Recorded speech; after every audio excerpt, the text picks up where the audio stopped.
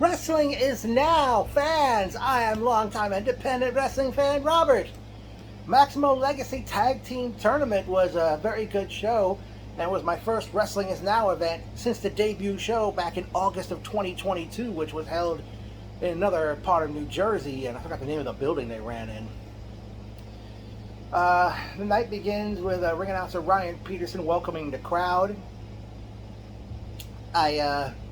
He introduces Jose, Joel, and Will Maximo, the SAT, about the tournament, and they show, and I believe, I forgot who that gentleman was that held the tag team belts, and I forgot who was on the microphone saying that tag team's become like a lost art, but you know, eventually the crowd was chanting tag team wrestling, and I don't know who, but somebody was chanting sexy belts at when the belts were shown off, held up high for all to see. Well, the tournament begins. As first we have the Gordon brothers, Ian and Eric, accompanied to the ring by the GMA, not Good Morning America, Greatest Man Alive, Greg Jones, as they did battle with the new backseats, JP and Tommy Grayson, accompanied to the ring by Johnny Cashmere, who was one half of the Backseat Boys with the late Trent Acid. Not surprised the new Backseats came to the ring to the Midnight Express theme, which Cashmere and Acid did years ago. I remember seeing the Gordon brothers in Fighting Spirit Wrestling in the past, and they definitely got themselves put on some muscle, and they've definitely improved since the FSW days. Good match by both teams to open up the show. The new Backseats defeated the Gordon brothers to advance in the tournament. Can't remember who, Ian or Eric, I forgot who was who, had gotten pinned. Up next in another first round match of this tournament, the Slime Balls, Tommy Rant and Sage Chance did a battle with Dustin Waller or Walker and Kylon King, the Miracle Generation, who had Ichiban in their corner. Good match by these two teams, and the Miracle Generation ended up defeating the Slime Balls to advance in this one-night tournament. And next, in the third first-round matchup of this one-night tournament, we had Deshaun Pratt and Boom Harden, Country's Most Dangerous, CMD, did battle with Seth and Micah Cortez, the Audacity. I think, unless I'm mistaken, it was my first time seeing CMD live. I had already seen Miracle Generation live in the past. New Backseats, who were, of course, formerly the Amazing Graysons, who used to come out to the theme of the cartoon Batman Beyond. I enjoyed watching that cartoon on Saturday mornings. But yeah, the Audacity defeated CMD to advance in the tournament. And then the fourth and final first round matchup saw Victor Chase and Jay Cruz, the Brick City Boys, or as Ryan Peterson had just announced them as Brick City. They did battle with the Straight Edge Ledge, Dylan McKay, who doesn't look anything like the late Luke Perry, and the young prodigy Marcus Mathers, collectively known as Wasted Youth. I understand, you know, obviously these first round matches didn't go very long, knowing that the winners of each match had to come back to the ring and wrestle again, and the two final tag teams had to wrestle 3 times for the night. But Wasted Youth picked up the victory over the Brick City Boys, which concluded the first round of the tournament, and they did go to intermission at that point in time. The crowd wasn't like so big, but it was very lively.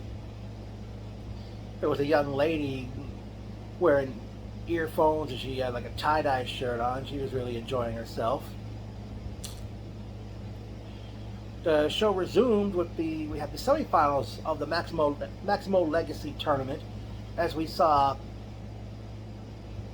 the Miracle Generation do battle with the new Backseats. Now, Miracle Generation was coming to the ring, but the new Backseats attacked them from behind, and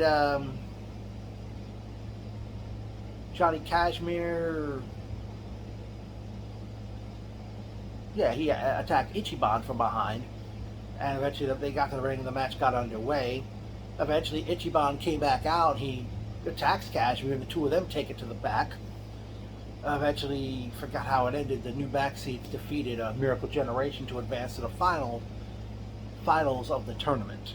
In the other semifinal matchup, Wasted Youth took on the Audacity, and the Audacity defeated Wasted Youth to make it to the finals match of the tournament. Next up, in non-tournament action, we saw PJ Savage challenge the cause of it all, as above, so below, Joey Conway for the Wrestling Is Now Heavyweight Championship. At one point in the match, Conway picked up Savage. He tried to hit him with the Dude Buster, but the referee got knocked down. Savage had nearly had Conway put away. The slime balls came out, and Savage went after them. Savage was about to the referee was making a very slow count.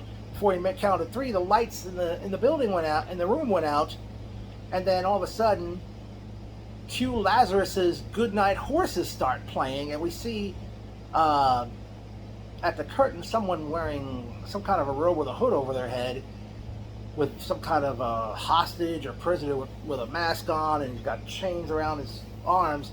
And out by the entrance where the crowd came into the building, we see Hamlet hurts you. Ugh.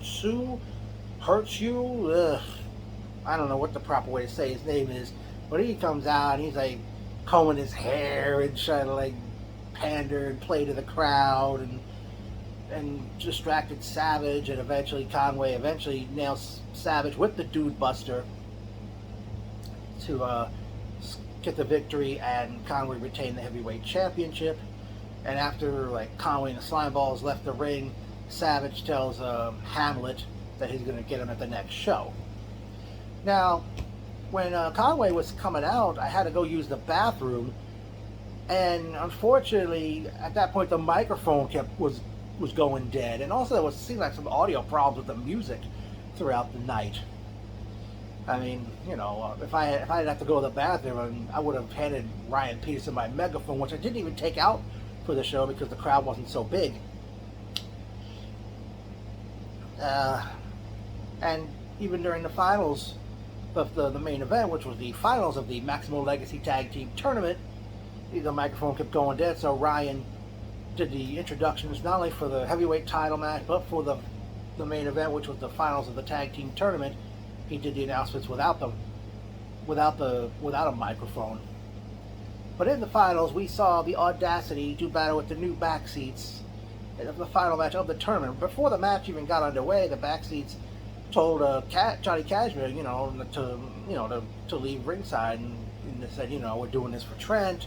And Kashmir did leave the ring, and the match was on.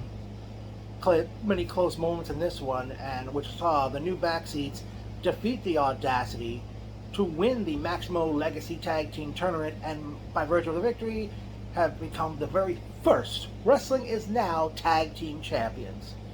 All 3 Maximo brothers of the SAT, they come to the ring and present them with the belts.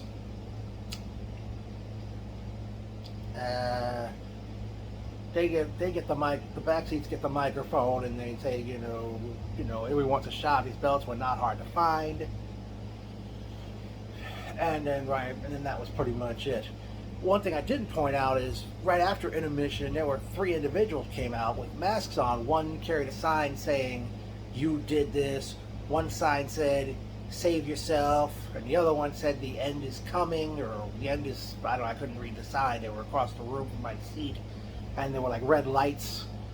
There was a red light in the room and some kind of weird, eerie music playing, and we don't know where that's gonna, no word on where that's going or what they're doing with that. But on to the personal notes. Great seeing Stella. She was surprised I showed up. Ryan Peterson, of course. I noticed the commentator for the show was Pete Rosado with Chris Cage. Noticed in attendance Joey Tell, Suntan, Giorgio Lawrence, Dolly,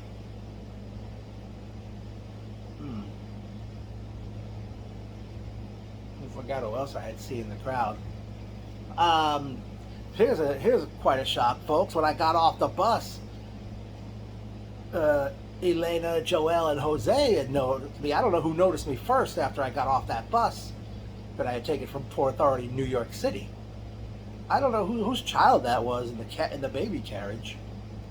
And Joel said they were doing wrestling trivia, and at that point, I told them I was going to go eat somewhere, and then I'd see them at the show. I will say, I got to eat at Luigi's on Mount Vernon Street. I've eaten there in the past, some pretty good food, but it never seems crowded for some reason. All right, but as I said, Joel said he was doing wrestling trivia. At the time, I saw him, Elena, and Jose out on Main Street in Ridgefield Park. I got quite the trivia question for you, for Joel and Jose. You guys can just message me on Facebook, Instagram, or Twitter the answer if you think you know it. All right, gentlemen? All right. Here's the trivia question for both. What was which wrestling federation I first saw both of you wrestle at?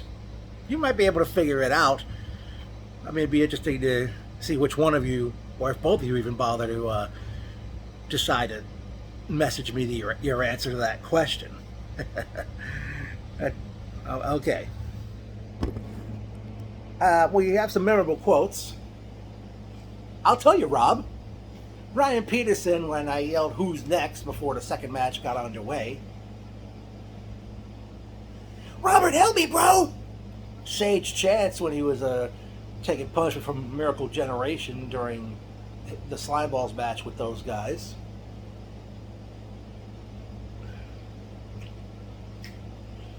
Alright, it was announced to the crowd that Wrestling Is Now will return to the Knights of Columbus in Ridgefield Park, New Jersey on Friday night, September 29th. I'm not sure if I'll make the event because Friday night shows are hard for me to make. But I'm certain I imagine for the next event, PJ Savage will take on Hamlet Hurts You. I'm not sure how he pronounces it. I'm sure the newly crowned tag team champions, the new backseats, will make their first defense. The SAT, hopefully they'll have a match on the show, even though I'm not certain I'll be going. And it'll be interesting who's going to be next for the cause of it all, Joey Conway. But now that there's tag team champions, I wonder if there's any plans for any other championships for Wrestling Is Now as time goes along. There was one particular fan missing. I think you pretty much know who I'm referring to. Joel, Elena, Jose, Will.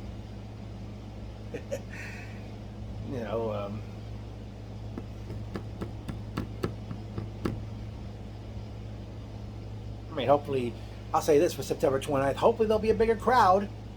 I mean, I can understand, summer is like a downtime for a lot of indie wrestling promotions out there. Because, most people either go to the beach, play baseball, or they're home doing barbecues. Or as I refer to it as the 3 B's of summer.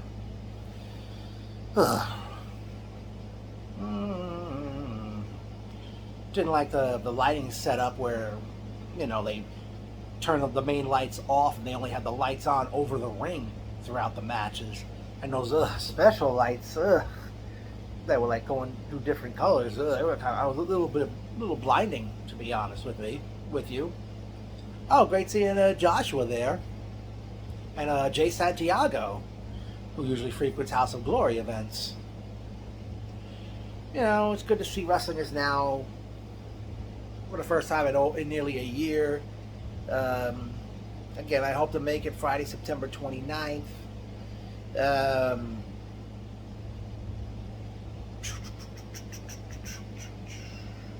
Dang it. Sure hope, things get better and better and stuff. Oof. But, that should be, this was great. Wrestling is now. They certainly let the wrestling speak.